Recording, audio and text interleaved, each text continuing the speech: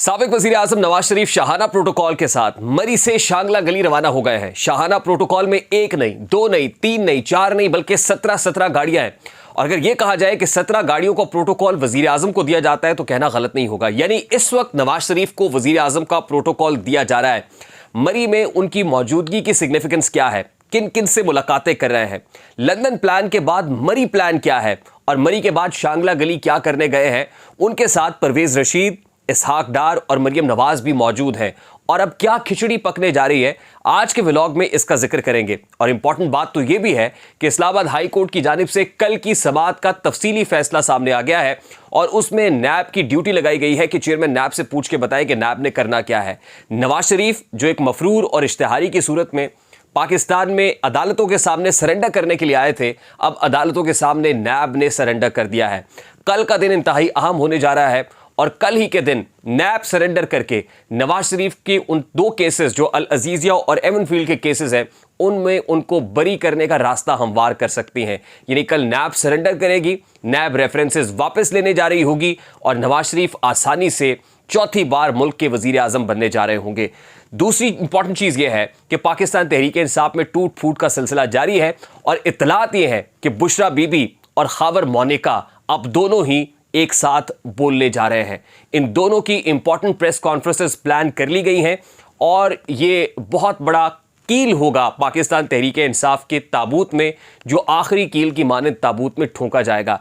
आज का व्लॉग इसी बारे में है, तो चलिए वीडियो को शुरू करते हैं। जख्म इतने लगे हैं कि वो भरते भरते वक्त लगेगा, लेकिन मेरे दिल के अंदर कोई इंतकाम की तमन्ना नहीं है। नवाज शरीफ के दिल में अगर तमन्ना है बस यही है, मेरी ये कौम के लोग खुशहाल हो जाए।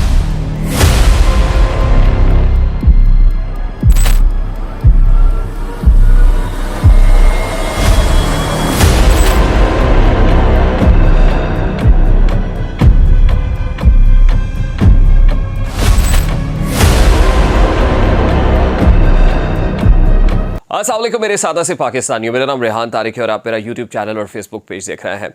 कल का दिन नवाज शरीफ के लिए इंतहाई अहम दिन था। कल वो इस्लामाबाद में अदालतों के चक्कर लगाते रहे, वो नैब कोर्ट में भी गए और इस्लामाबाद हाई कोर्ट में भी गए।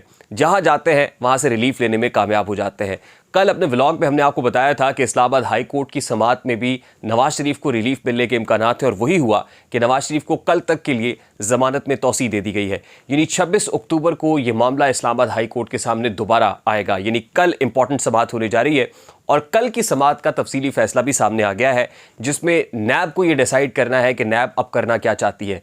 नैब नवाज शरीफ के इन दोनों केसेस जो अल अजीजिया और एवन फील्ड केसेस हैं इनको परसू करना चाहती है या नहीं करना चाहती। नैब ने मुशावरत के लिए वक्त मांगा था और कल नैब को इस्लामाबाद हाई कोर्ट को मुत्तला करना है कि नैब का अगला प्लान ऑफ एक्शन क्या होगा, लाहेअमल क्या होगा। कभी इम्कानात यह है कि नैब की तरफ से इन दोनों रेफरेंसेस को वापस ले लिया जाएगा।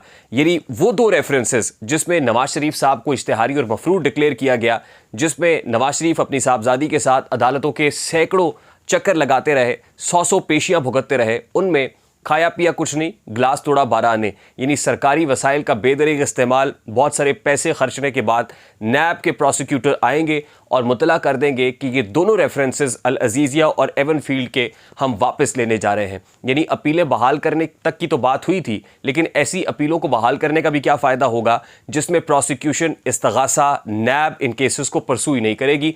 तो बिलाखिर नवाज शरीफ को आसानी से इन दो केसेस में भी रिलीफ मिल जाएगा। यानी वो नैब जो पॉलिटिकल विक्टिमाइजेशन कर रही थी, विच हंटिंग कर रही थी, वो पॉलिटिकल अपोनेंट्स के विंग्स को क्लिप करने के लिए इस्तेमाल हो रही थी, आज वही नैब बिल्कुल बदली सी है। वही जज बशीर बदले हुए हैं, वो नैब के प्रोसिक्यूटर्स भी अब खासे तब्दील हो गए हैं और सभी एक दूसरे को देख के हंस रहे हैं, कह के लगा रहे हैं कि भाई हम कर क्या रहे हैं, और पूरे के पूरे सिस्टम का मजाक उड़ाया जा रहा है। इंपॉर्टेंट चीज़ ये है कि नवाज शरीफ साहब मरी में है और मरी में वो आबो हवा को एंजॉय कर रहे हैं। मरी के पुरफज़ा मकाम पे हैं और पुरफज़ा मकाम पे वो लंबी लंबी मुलाकातें भी कर रहे हैं।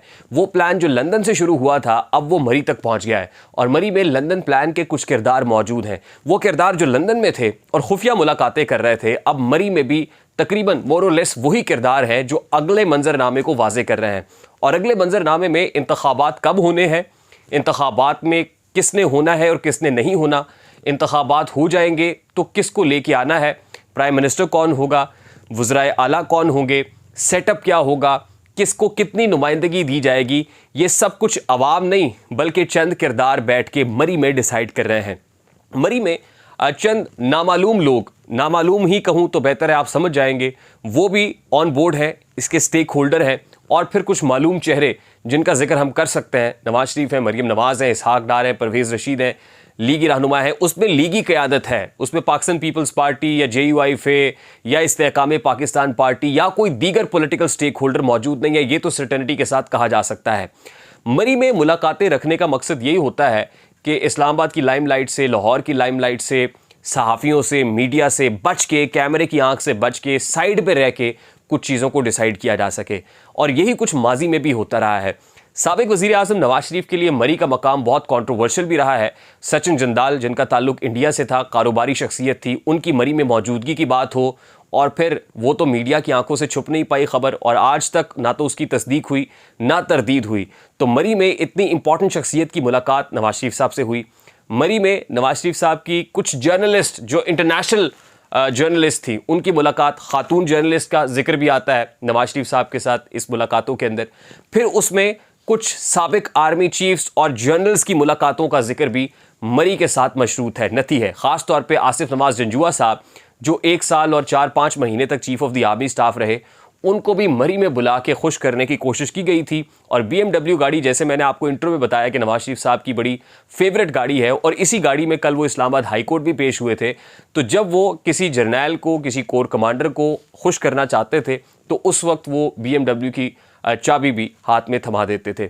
आसिफ नवाज जंजुआ साहब के भाई की लिखी हुई किताब में ही उन्होंने जिक्र किया है कि किस तरह आसिफ नवाज जंजुआ साहब को नवाज शरीफ साहब ने मरी में BMW गाड़ी की चाबी थमाई थी। और उससे पहले शहबाज साहब भी ये अटैम्प्ट कर चुके थे कि आसिफ नवाज जंजुआ साहब के पास गए थे और कहा था कि अब्बा जी ने आपके लिए गाड़ी का तोहफ़ा भेजा है।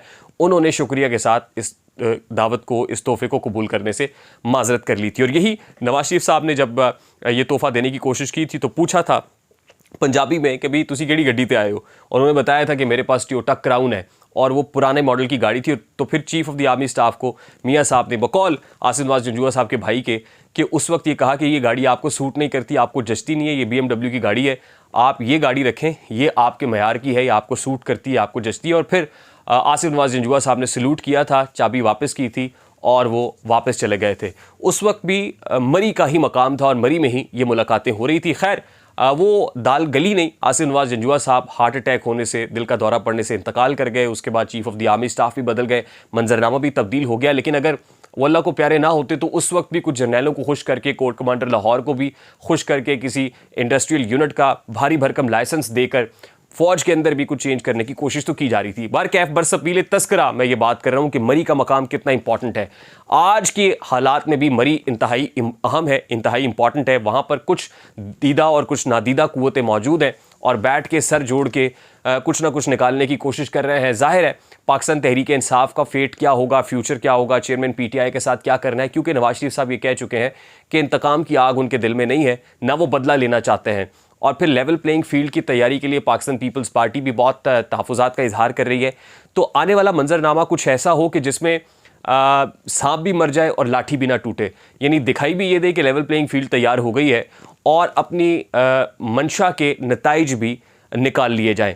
तो कुछ ऐसा करना मकसूद है जिसमें पाकिस्तान तहरीक इंसाफ प्लान का हिस्सा तो होगी, लेकिन जाहिर है उनके बहुत सारे खिलाड़ी इस्तेहकाम पाकिस्तान पार्टी ज्वाइन कर चुके होंगे। जैसा कि कल हमने देखा अंदलीब अब्बास हों, सादिया सुहेल हों या वो सुमेरा बुखारी हों, अब वो इस्तेहकाम पाकिस्तान पार्टी को प्यारे हो गए हैं और इस्तेहकाम पाकिस्तान पार्टी को प्यारे होने वालों में अब चंद और नाम भी शामिल होने जा रहे हैं। और वैसे तो इन अ फ़नी वे ये भी कहा जा सकता है कि चेयरमैन तहरीक इंसाफ भी कहीं ये ऐलान ना कर दें कि मैं भी इस्तेहकाम पाकिस्तान पार्टी ज्वाइन करने जा रहा हूँ। फिर देखना ये होगा कि चेयरमैन PTI की इस्तेहकाम पाकिस्तान पार्टी में पोजीशन क्या होती है और उनको क्या ओहदा दिया जाता है। बार कैफ अभी जो सूरत हाल है उसमें इंपॉर्टेंट चीज़ ये है कि इलेक्शंस अब दूर नहीं हैं और इलेक्शंस का मंजरनामा क्या होगा, इलेक्शंस में कौन इन होगा, कौन आउट होगा, ये आने वाले चंद रोज़ में पता चल जाएगा। क्योंकि जितनी तेज़ी से नवाज शरीफ साहब को रिलीफ दिया जा रहा है और उनको तैयार किया जा रहा है कि वो अहल हो जाएं इंतखाबात लड़ने के, उनके ऊपर कोई फिंगर पॉइंटिंग ना हो, उनके ऊपर कोई चार्जेस ना लगें।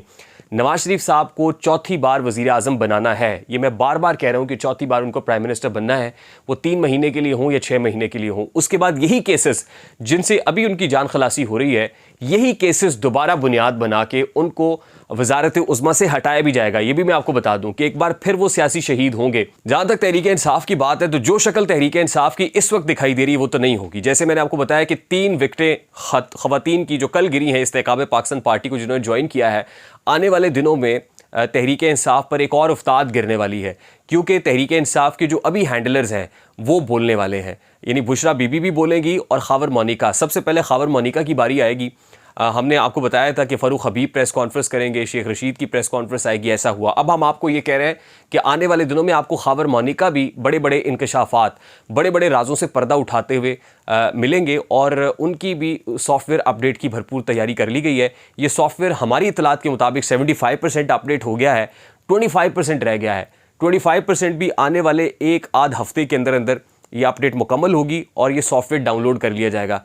ये डाउनलोडेड वर्जन जो है वो पब्लिक के सामने रखा जाएगा और जब वो डाउनलोडेड वर्जन आएगा, नया वर्जन, जब सॉफ्टवेयर अपडेट आएगी और तहरीक इंसाफ को ये अपडेट बाहर सूरत इंस्टॉल करनी ही पड़ेगी, फिर देखना होगा कि तहरीक इंसाफ कहाँ खड़ी है। इससे पेशतर कि बहुत सारे लोग बोलने लगे, बशमूल बुशरा बीबी, इमरान खान साहब भी बहुत सारी चीज़ों पर राज़ी हो जाएंगे और उनकी रजामंदी के साथ ही आने वाले इंतखाबात भी मशरूत हैं। जैसे ही ग्रीन सिग्नल मिलेगा, गारंटी मिलेगी, दोनों पार्टीज़ कंसेंसस डेवलप कर लेंगी इन सब चीज़ों को देखते हुए, तो आप समझ लीजिएगा कि election commission of Pakistan 1 second नहीं लगाएगा इंतखाबात की तारीख को अनाउंस करते हुए। मुझे रेहान तारिक को इजाज़त दीजिए, अपना बहुत सारा ख्याल रखिएगा। अस्सलाम वालेकुम।